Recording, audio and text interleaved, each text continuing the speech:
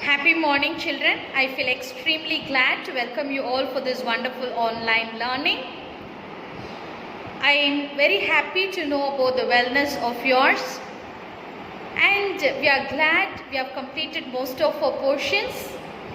And from today, we'll be starting with our 9th lesson. It's much of environmental issues. All those lessons have been over, and now we are entering into a new lesson called plant breeding.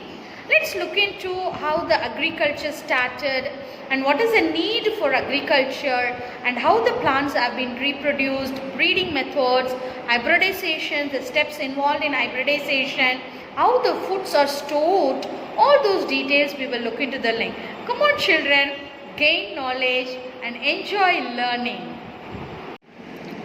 The topic that we are going to discuss in our today's lesson is about relationship between human and plants, domestication of plants, origin of agriculture, history of agriculture, organic agriculture, plant breeding, conventional plant breeding methods, modern plant breeding techniques, seed protection and seed storage. So altogether you will be having 10 topics to be discussed today. First, let's see about the relationship between human and plants.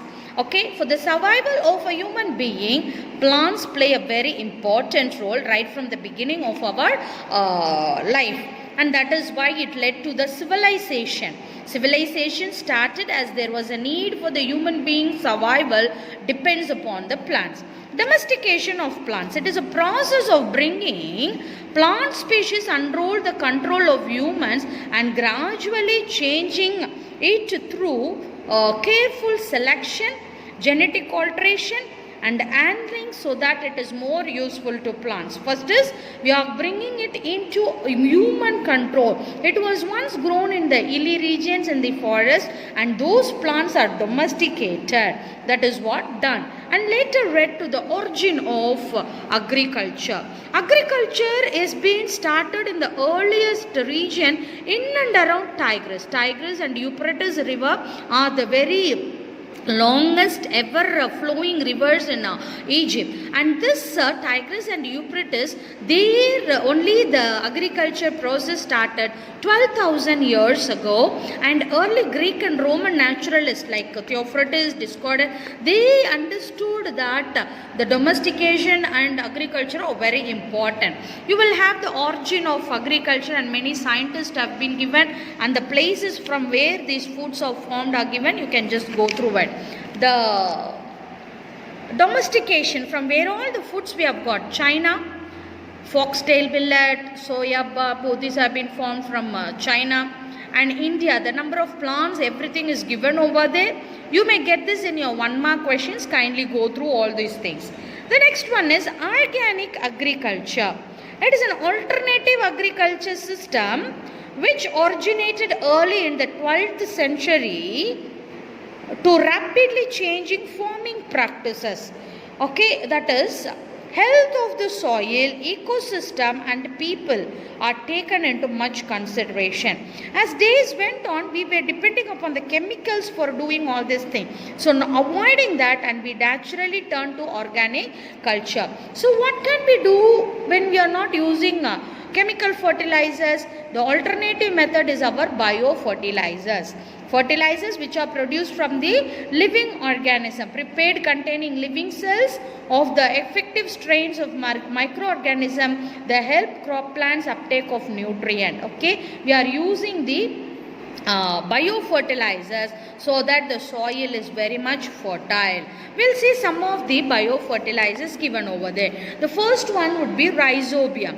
This rhizobium is a bacteria which goes and settles in the nodules of the root, inside the root, and fix the atmospheric nitrogen and thereby increase the nitrogen content in the plant, and they are suitable for the paddy field. So rhizobium is a bacteria. This is the first biofertilizers. You can find the legume plant with the nodules over there. The nodule consists of the bacteria over there. The next one is azolla. Azolla is a free floating water form which fix atmosphere. This takes place in the water. Then this is a field.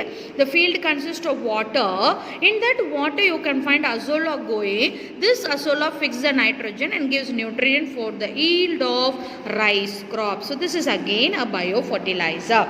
The third one is orbiscular mycorrhiza (AM). It is an association between certain fungi and angiospermic root.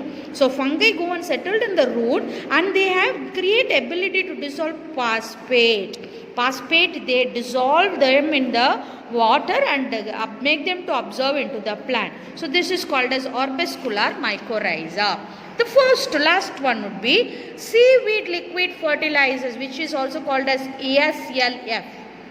Okay, and it contains of cytokinin, gibberellin, auxin, and they are known as kimb, brown algae, which grow to a length of 150 meters, and this is organic but also not organic but an eco-friendly. They are useful for the plants. They improve the crumbing of the soil, swell up and retain water. Okay, they make the water to retain in the soil, and the water is supplied every time to the plant, and it consists of 70 minerals and enzymes.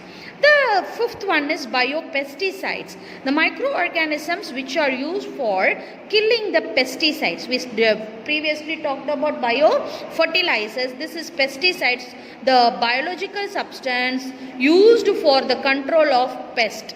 Okay, they are called biopesticides. For example, trichoderma. The first one is trichoderma. What does trichoderma do? They are common in the soil and root system.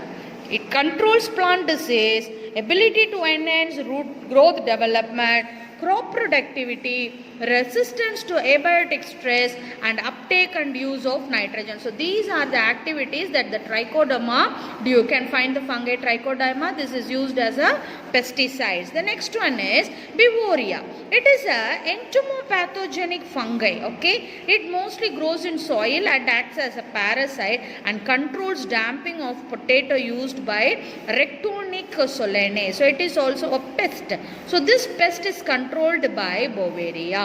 In tomato, you can find the pictures here. And the next one is green manuring, manures. Okay, giving the green manure crops and use these crops directly into the field by plowing.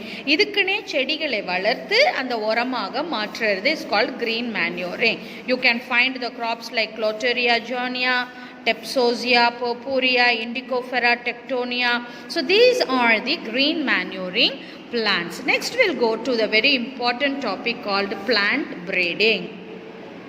So far we have discussed about the fertilizers and how to control the pest. Now moving to the breeding section. It is a science of improvement of crop variety with higher yield, better quality, resistant to disease and shorter duration during a sort. This is called as a plant breeding. The main objective is to increase yield, to increase tolerance, to prevent the premature falling of the buds fruits, to improve synchronizing maturity, to develop resistance, to develop photosensitivity. So these are the main aim of plant breeding. You can find the steps involved. First we have to domesticate them. Second is introducing, hybridizing, then germplasm collection, that is collection of the seed. And apart from the normal method, the other methods are also, we can do plant breeding by mutation, polyploidy, tissue culture and through genetic engineering. These are also the methods which we do artificially, and this is which can be done naturally also. The conventional method of plant breeding is given there, which is carried out traditionally. And plant introduction, the first topic is plant introduction, may be defined as introducing a genotype from a place where it is normally grown to a new place or environment. ஏற்கனவே இருந்த இடத்துல இருந்து புதுசா கொண்டு வராங்க. யார் யாரு? IRL 8. Okay, IR 8 ன்னு சொல்றோம்ல, it is introduced from Philippines, and wheat variety of Sonora 63, 64 from Mexico. So they are called plant introduction variety.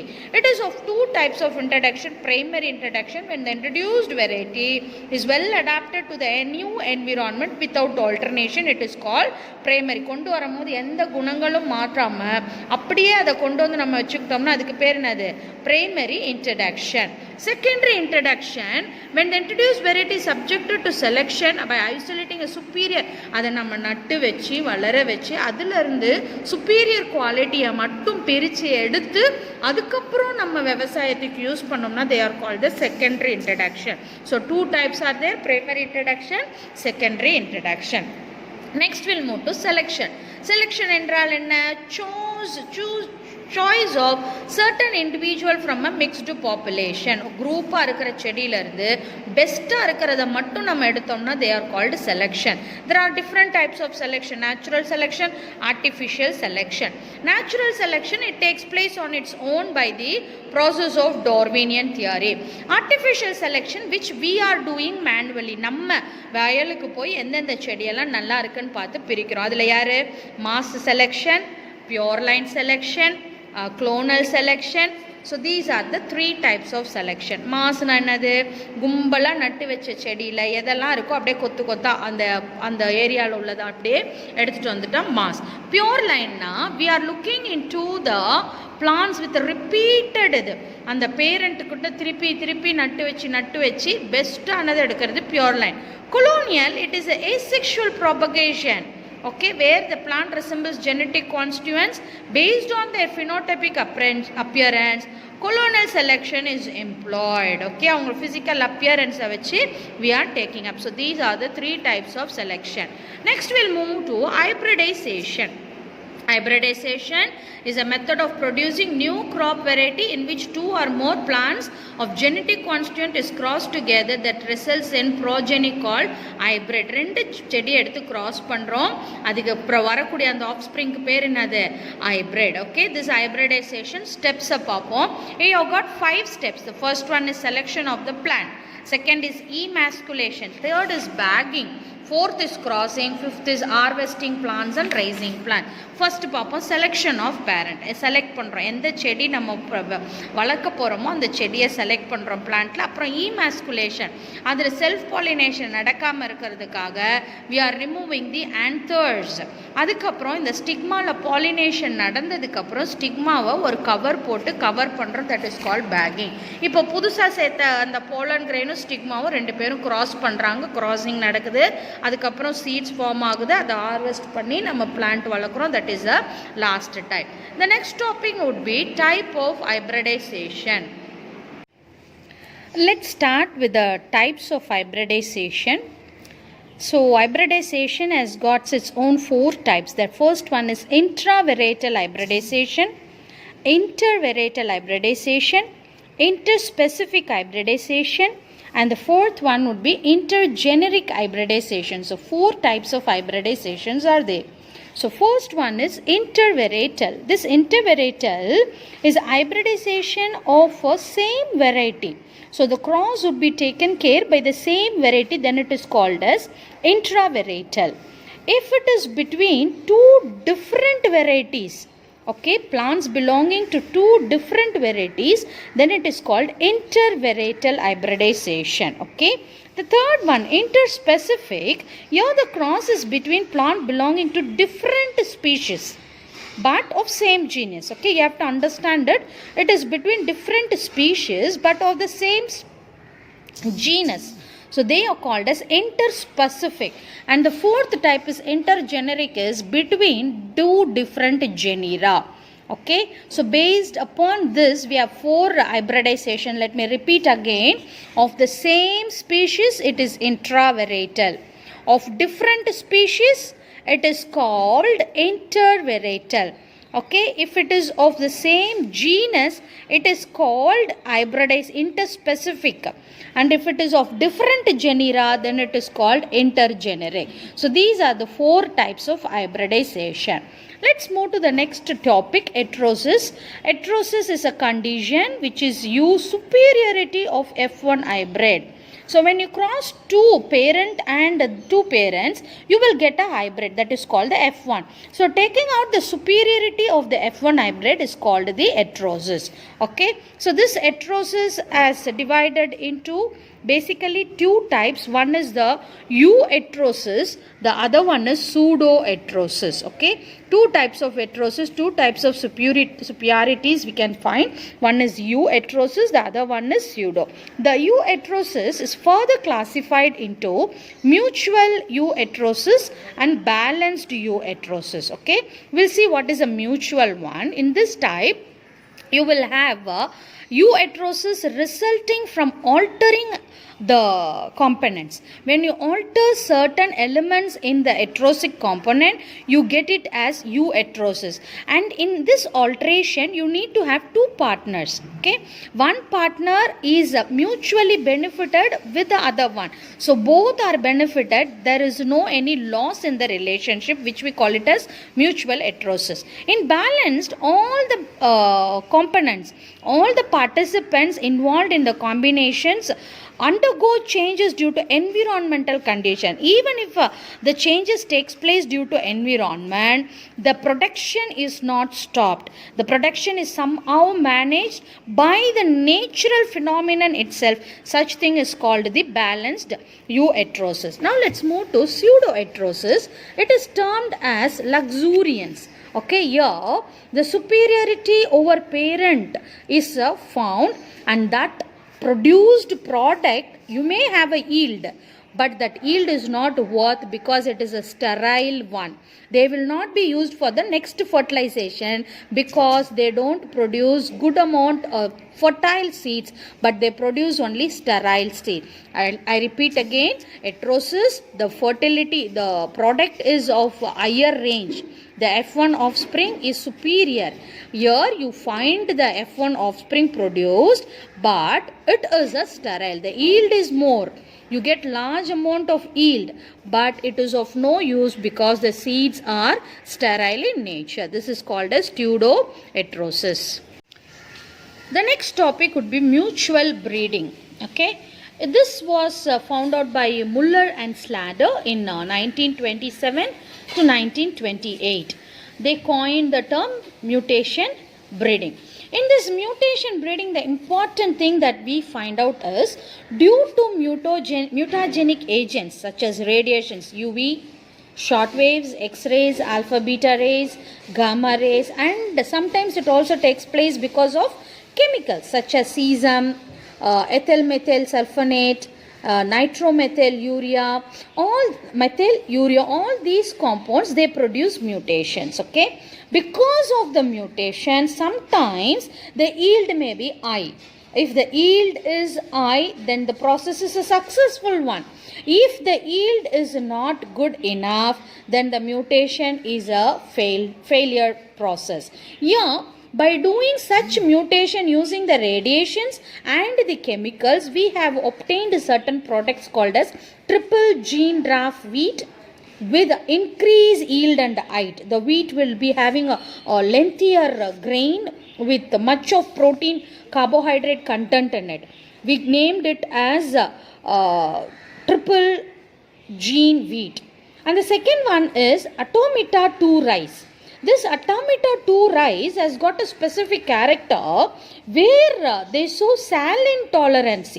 It can be grown with the sea water. When the scarcity of water is there, we can use the water from the ocean to produce this type of rice because this rice is saline tolerant character is inhibited in it.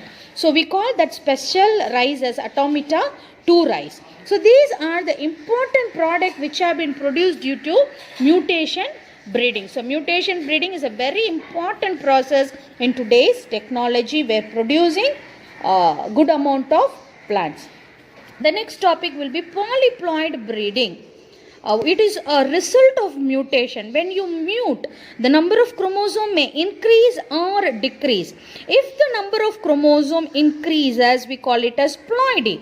If the number of chromosome is increasing more than 2 sets of chromosome, okay, usually if it is it will be a single set, but in some cases the chromosome number may be doubled more than the normal numbers, then it is called the polyploidy. So this polyploidy plants are very much commercially valuable in its because of its yield.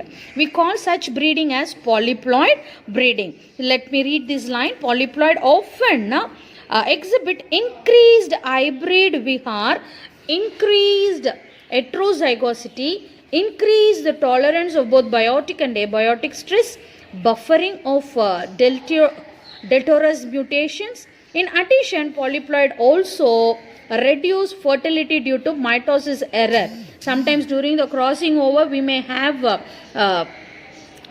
infertile mitotic division taking place. So those things can be completely stopped in this polyploid breeding. In a very important production would be autopolyploid. Okay, in this autopolyploid, we have taken a triploid sugar beet. Okay, or it may be an apple or a pear, and this is crossed with another variety of sugar beet so that they produce an increased yield in the quantity of the sugar contained in it. Sugar beet is nothing but sugar cane. Okay, so the sugar content in the sugar cane will be of more intensity, and it also helps in producing seedless tomato, seedless apple, seedless watermelon, and seedless orange. So these are the importance of polyploid. Let's move to the next topic, green revolution, which marked the era in the field of agriculture. So it is coined by William S. Gordon, and this green revolution mainly deals with agricultural production, especially wheat and rice. It developed during the year between 1940s and in the late of 1960s. Okay, this green revolution was mainly started its revolution in Mexico in 1940 and successfully entered into India, various parts of India through Asia, Middle East. And this was carried out by Dr. B.P. Paul, the director of IARI, and in Tamil Nadu and India it's mostly by M.S. Swaminathan.